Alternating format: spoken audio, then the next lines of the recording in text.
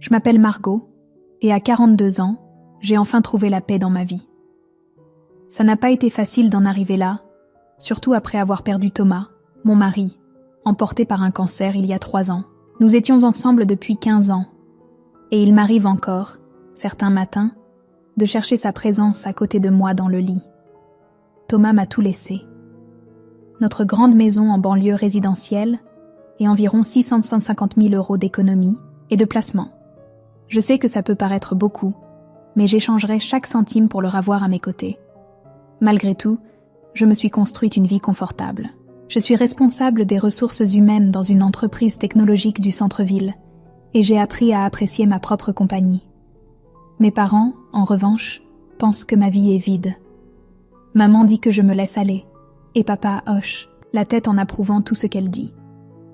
Ils sont mariés depuis 45 ans et ne comprennent pas pourquoi je ne me suis pas remariée. « Tu es encore assez jeune pour trouver quelqu'un », me dit maman au moins une fois à chaque visite.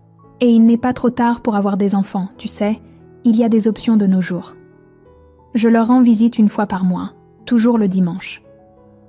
C'est un trajet de 2 heures en voiture que j'en suis venue à redouter. Dès que je franchisse leur porte, les sermons commencent. « Margot, j'ai croisé Suzanne Dubois au club de bridge », lance maman, la voix dégoulinante d'une fausse désinvolture. Son fils David est divorcé maintenant. Il est comptable, tu sais. Ce que maman oublie de mentionner, c'est que David Dubois vit toujours chez sa mère à 39 ans et qu'il enchaîne les périodes de chômage depuis 3 ans. Je les connais bien, ces fils des amis de maman. Ils cherchent quelqu'un pour les entretenir, pas une épouse. Merci maman, mais je ne suis pas intéressée par les rencontres en ce moment, est ma réponse habituelle. La visite de dimanche dernier a commencé comme toutes les autres. Je suis arrivée à midi, j'ai aidé maman à préparer le déjeuner et je me suis préparée mentalement à l'inévitable interrogatoire sur ma vie sentimentale. Mais quelque chose était différent cette fois. Ils n'ont pas mentionné David Dubois ni aucun autre célibataire éligible. Au lieu de cela, ils étaient inhabituellement silencieux pendant le repas. « Tout va bien ?» ai-je fini par demander, méfiante face à ce calme soudain. Maman et papa ont échangé un regard. « Eh bien ?» a dit maman en pliant soigneusement sa serviette. « Nous sommes inquiets pour ton frère. » Ça a attiré mon attention. Jacques a 35 ans, 7 ans de moins que moi.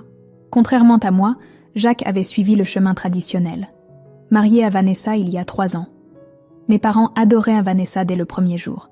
Elle était jolie, polie et surtout voulait une grande famille. Qu'est-ce qui se passe ? Avec Jacques ? ai-je demandé. Il a perdu son travail, a dit papa. L'entreprise a réduit ses effectifs et il a été l'un des premiers à partir. Et maintenant, lui et Vanessa ne peuvent plus payer leur loyer. Ils vont être expulsés à la fin du mois. J'ai hoché lentement la tête, sentant déjà où cette conversation allait mener. Ils ont besoin d'un endroit où loger, a ajouté maman, son ton passant de l'inquiétude à l'exigence. Juste le temps que Jacques trouve un autre travail et qu'ils économisent assez pour un nouvel appartement. J'ai soupiré. Jacques est un peu bordélique, maman, tu le sais, et je suis habituée à vivre seule. C'est ton frère, a dit maman sèchement. La famille, ça s'entraide. Et Vanessa est une fille tellement adorable. Elle aidera à la maison. Ils ne poseront aucun problème. J'en doutais. Jacques avait toujours été l'enfant chéri, mais il était aussi impulsif et désorganisé. Même enfant, sa chambre ressemblait au passage d'une tornade. Et bien que Vanessa m'ait semblé assez gentille lors de nos interactions limitées aux réunions de famille, je ne la connaissais pas bien. Combien de temps aurait-il besoin de rester ? ai-je demandé. Juste quelques mois, a insisté. Maman, 3 au maximum. Jacques a déjà des pistes prometteuses. J'en doutais aussi. L'industrie pharmaceutique licenciait à tour de bras. S'il te plaît, Margot. Maman a tendu la main sur la table et a saisi la mienne. Nous les prendrions, bien chez nous, mais tu sais que notre appartement est trop petit. Leurs 3 pièces étaient en effet trop petits pour 4 adultes, et ma maison avait beaucoup d'espace. Après 1 heure de culpabilisation et de promesses que Jacques et Vanessa seraient des colocataires parfaits, j'ai accepté à contre-cœur. D'accord, ils peuvent y rester avec moi, temporairement. Mais nous devons établir quelques règles de base. Le visage de maman s'est illuminé de soulagement. « Oh, merci ma chérie. Jacques sera tellement reconnaissant. Je l'appelle tous deux. » Suite, pendant que maman se précipitait vers le téléphone, papa m'a tapoté l'épaule. « C'est ma fille. Jacques a de la chance d'avoir une sœur comme toi. » J'ai souri faiblement, regrettant déjà ma décision. Mais à quel point cela pouvait-il être terrible ? Quelques mois avec mon frère et sa femme. Je pouvais gérer ça, non ? Une semaine plus tard, Jacques et Vanessa sont arrivés sur mon paillasson avec 4 valises et des sourires pleins d'espoir. « Sœurette », Jacques m'a serré, fort dans ses bras, son eau de Cologne familière ravivant des souvenirs d'enfance. « Merci beaucoup pour ça. On promet qu'on ne sera pas un fardeau. » Vanessa se tenait légèrement en retrait, ses cheveux blonds attachés en une queue de cheval soignée. « On ne te remerciera jamais assez, Margot. Ça représente énormément pour nous. » Elle semblait sincèrement reconnaissante, sa voix douce et sincère. Je leur ai montré la chambre d'amis au rez-de-chaussée. « Faites comme chez vous, » ai-je dit en tendant un jeu de clés à Jacques. « J'ai libéré de la place dans les placards de la cuisine pour vos affaires. »« C'est tellement généreux de ta part, » a dit Vanessa en regardant autour d'elle. « J'adorerais aider pendant qu'on est là. Je peux cuisiner et faire le ménage. C'est la moindre des choses. »« Ce serait super, » ai-je dit, me sentant légèrement soulagée. Peut-être que cet arrangement fonctionnerait finalement. Je rentre généralement vers 18h et je ne suis pas une grande cuisinière. « Ne t'inquiète de rien, » sourit Vanessa.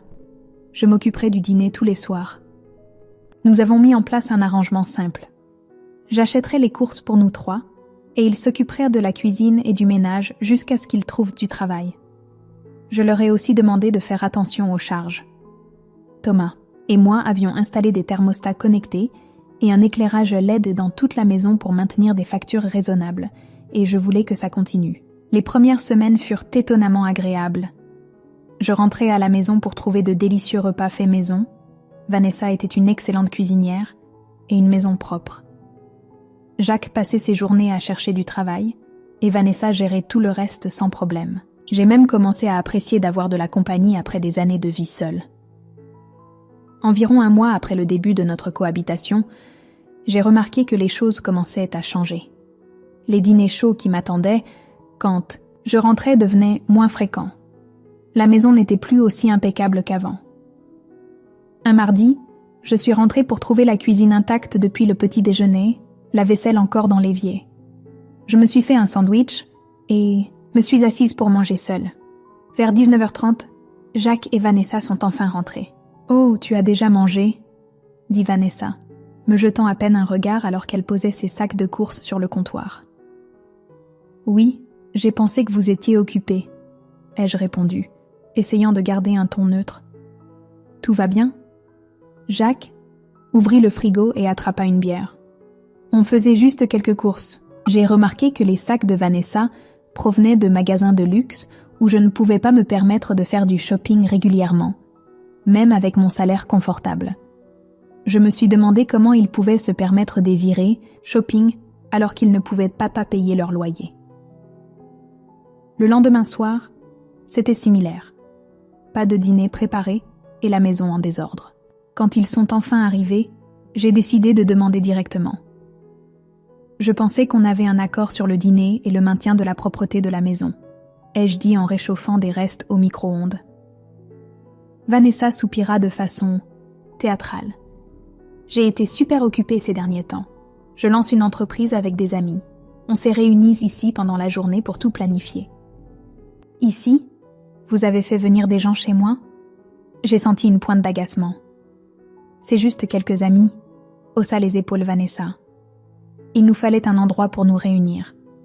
J'ai posé ma fourchette. Vanessa, c'est ma maison. Je ne connais pas ces gens. Je ne suis pas à l'aise avec le fait que des inconnus soient ici quand je ne suis pas là. Ce ne sont pas des inconnus, ce sont mes amis, rétorqua-t-elle sèchement. Ce sont des inconnus pour moi, ai-je contré. Si tu veux te réunir avec eux, tu devrais aller dans un café ou chez l'un d'eux. Vanessa me fixa un instant, puis jeta sa fourchette dans son assiette avec fracas. Elle repoussa sa chaise et partit en trombe dans leur chambre. Jacques me lança un regard noir. « Bravo, sœurette, elle essaie de construire quelque chose ici. » Jacques, je n'essaie pas d'être difficile, mais il n'attendit pas que je finisse, se leva et suivit sa femme. Après cette nuit-là, l'atmosphère dans la maison a complètement changé. Vanessa a cessé de m'adresser la parole. Pas de bonjour, pas de « comment s'est passée ta journée ?» Rien. Elle a aussi arrêté de cuisiner pour moi. Je rentrais pour trouver des preuves qu'ils avaient d'en manger, des boîtes de plats à emporter ou des casseroles sales. Mais rien n'était laissé pour moi. Je suis retournée à la préparation de mes propres repas, comme avant leur arrivée.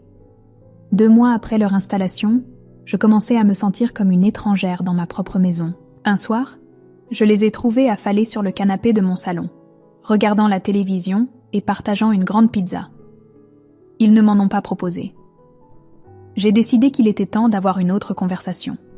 « Salut les gars, petite question. Comment avance la recherche d'emploi ?» Jacques détourna à peine les yeux de la télévision. « Oh, tu sais, ça progresse. »« Qu'est-ce que ça veut dire ?» ai-je insisté. Il haussa les épaules. « J'ai eu quelques entretiens. Rien de concret pour l'instant. » Vanessa n'a même pas fait semblant de m'entendre. « Ça fait 2 mois, leur ai-je rappelé. Quand vous avez emménagé, nous avons parlé du fait que ce serait temporaire. On te tiendra au courant quand on aura des nouvelles, dit Jacques d'un ton dédaigneux, se retournant vers la télé. Le dimanche suivant, je suis allée chez mes parents pour notre visite mensuelle. Jacques et Vanessa avaient décliné mon invitation à se joindre à moi. J'étais en fait soulagée. J'avais besoin de parler à mes parents seuls. Quand je suis arrivée, maman m'a serré fort dans ses bras. « Comment ça se passe avec Jacques et Vanessa ?»« C'est justement de ça que je voulais vous parler. » Ai-je commencé. Avant que je puisse continuer, maman a exposé ses préoccupations. Jacques dit que tu leur mets la pression pour trouver du travail. Il dit que tu les traites comme s'ils profitèrent de toi. J'étais stupéfaite. Quoi ? J'ai à peine abordé le sujet, j'ai juste demandé comment avancer la recherche. Il dit que tu fais en sorte qu'ils ne se sentent pas les bienvenus, ajouta papa. Ça ne te ressemble pas, Margot. Ils avaient promis d'aider à la maison, et Vanessa a arrêté de le faire il y a des semaines, ai-je expliqué. Et elle invite des gens sans me demander. Maman secoua la tête. Ils traversent une période difficile, Margot. Tu dois être plus compréhensive. Compréhensive ? Ils vivent chez moi sans payer de loyer, et c'est moi qui achète toute leur nourriture.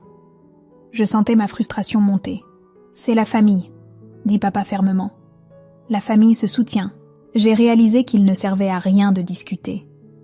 Mes parents avaient déjà décidé que j'avais tort.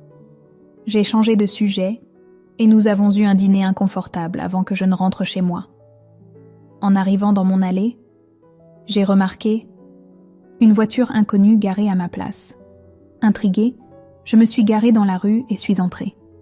Dès que j'ai ouvert la porte, j'ai vu plusieurs grandes valises dans le couloir. Des voix provenaient du salon, plus que celles de Jacques, et Vanessa. Je suis entrée et j'ai trouvé un couple plus âgé assis sur mon canapé. Je les ai reconnus comme étant les parents de Vanessa, Robert et Lydie. Bien que nous ne nous soyons rencontrés que quelques fois lors de réunions de famille. Tout le monde s'est tu quand je suis entrée. « Margot !» dit Jacques avec un enthousiasme forcé. « Regarde qui est en visite. » J'ai affiché un sourire crispé. « Bonjour Robert, Lydie, ravie de vous voir. » Lydie hocha la tête froidement. « Margot. »« Jacques, je peux te parler 1 minute ?» J'ai gardé une voix agréable, bien qu'intérieurement, je bouillais. Jacques m'a suivi à l'étage, dans mon bureau. « Qu'est-ce qui se passe ?» ai-je demandé une fois la porte fermée. « Pourquoi les parents de Vanessa sont-ils ici avec des valises ?»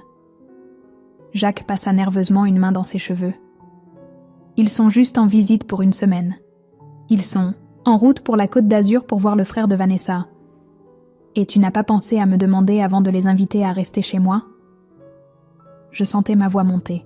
« S'il te plaît, Margot, » supplia Jacques. « C'est juste pour 1 semaine.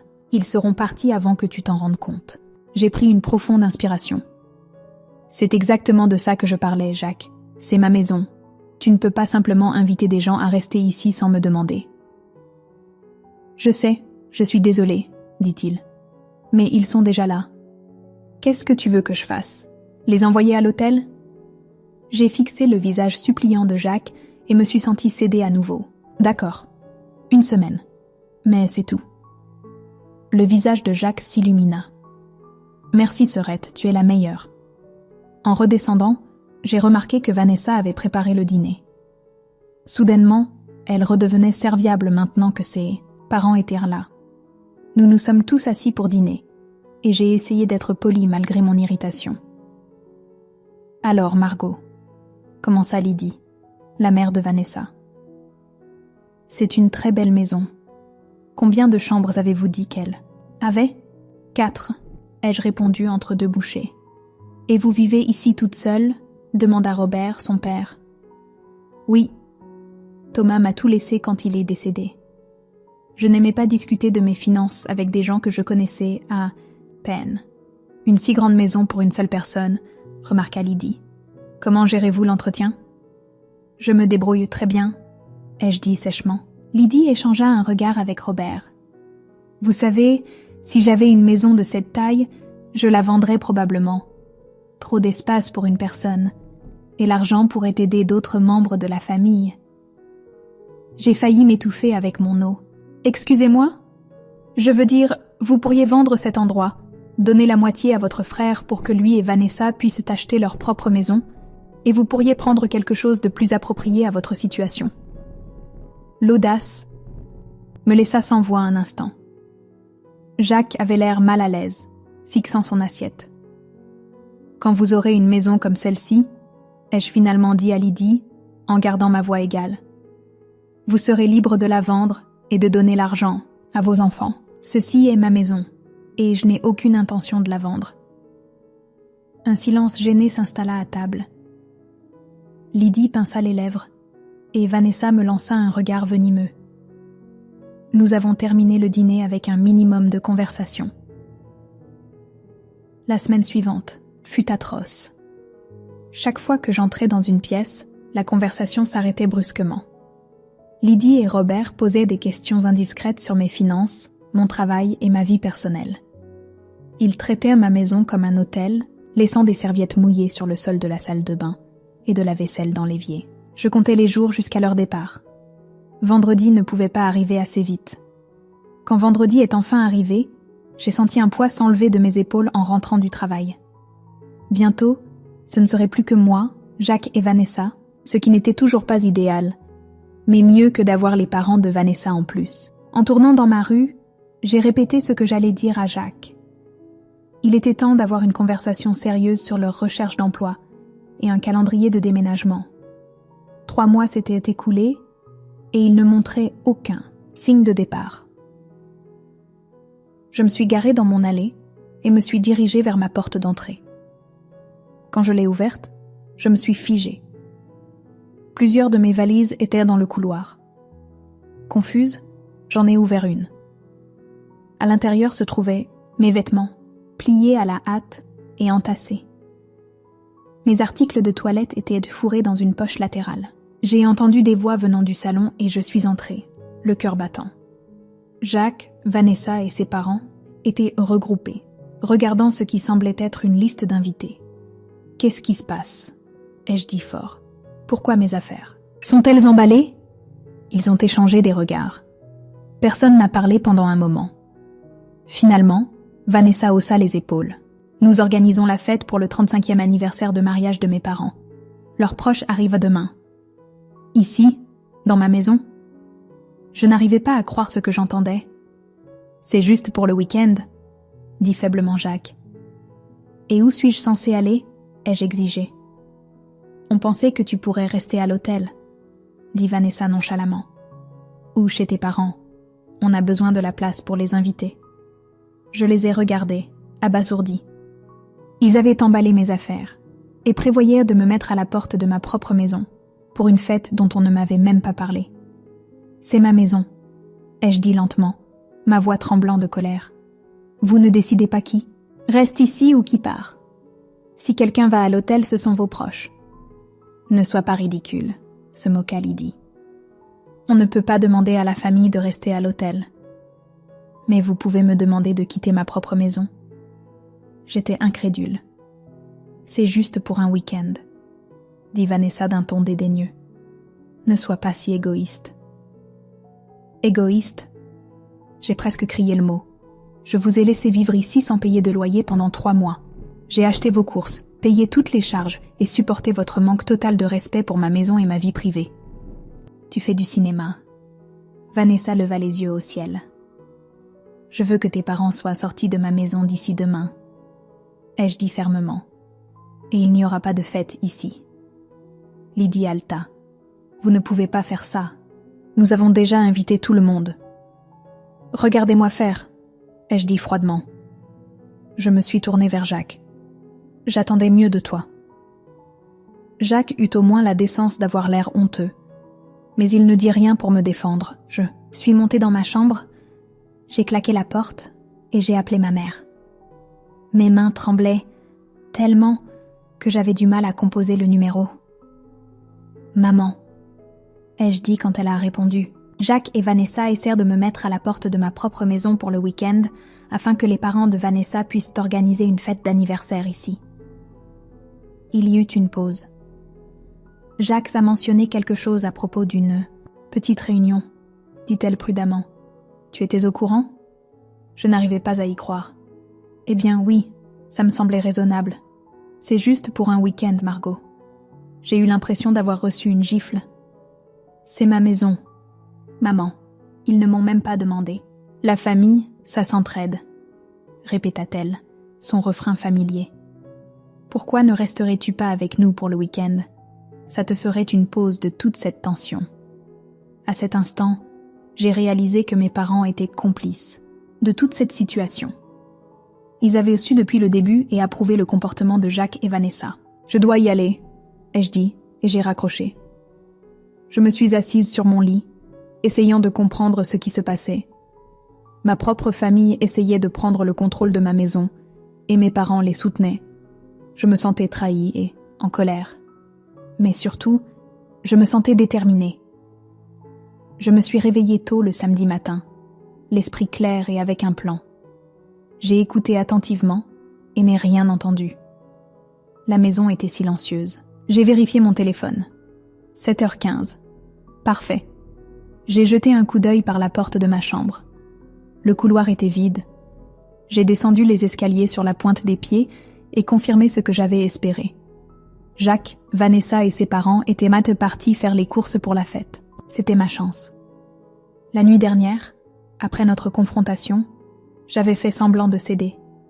J'étais descendue, j'avais affiché un faux sourire et leur avais dit qu'ils avaient des raisons, que j'étais égoïste, que je devrais les laisser organiser leur fête. Ma mère avait rappelé et je lui avais dit que je resterais finalement chez eux pour le week-end. Jacques avait l'air soulagé.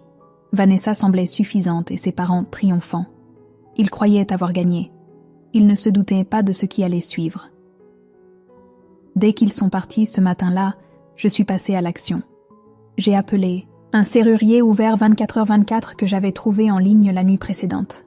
Il a promis d'être chez moi dans l'heure. Pendant que j'attendais, j'ai rassemblé toutes les affaires de Jacques et Vanessa. Leurs vêtements, articles de toilette, chaussures, tout.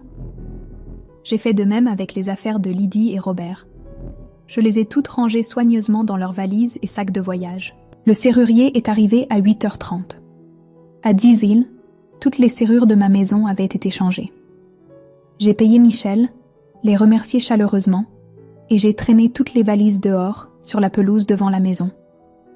Puis, je me suis assise dans mon salon avec une tasse de thé et j'ai attendu. Vers midi, une voiture s'est garée dans mon allée. Jacques, Vanessa et ses parents en sont sortis, les bras chargés de sacs de courses et de décorations de fête. Ils ont immédiatement vu les valises. La confusion se lisait sur leurs visages alors qu'ils s'approchèrent de la porte d'entrée. J'ai entendu la clé de Jacques dans la serrure, suivi du bruit de lui la secouant quand elle n'a pas fonctionné, puis les coups à la porte. « Margot! La clé ne fonctionne pas !» a crié Jacques à travers la porte. Je me suis approchée de la porte, mais je ne l'ai pas ouverte. C'est parce que j'ai changé les serrures. Il y eut un silence stupéfait, puis la voix de Vanessa. « Quoi ? Ouvre cette porte tout de suite !» Non, ai-je dit fermement. Je veux que vous partiez tous de ma propriété. Vous ne pouvez pas faire ça, a hurlé Lydie. Notre fête est ce soir. Les gens arrivent. Vous auriez dû y penser avant d'essayer de me mettre à la porte de ma propre maison. Ai-je répondu calmement. La voix de Jacques est devenue suppliante. Margot, allez, on peut en discuter. Il n'y a rien à discuter. Vous avez profité de ma générosité pendant des mois. Vous m'avez manqué de respect dans ma propre maison. Et maintenant, vous avez essayé de me forcer à partir pour pouvoir organiser une fête que je n'ai jamais approuvée. On a fini de parler. Vanessa a commencé à tambouriner sur la porte. « Tu ne peux pas faire ça. Laisse-nous entrer tout de suite ou j'appelle la police. »« Allez-y, » ai-je dit. « J'expliquerai comment vous avez occupé illégalement ma maison et refusé de partir quand on vous l'a demandé.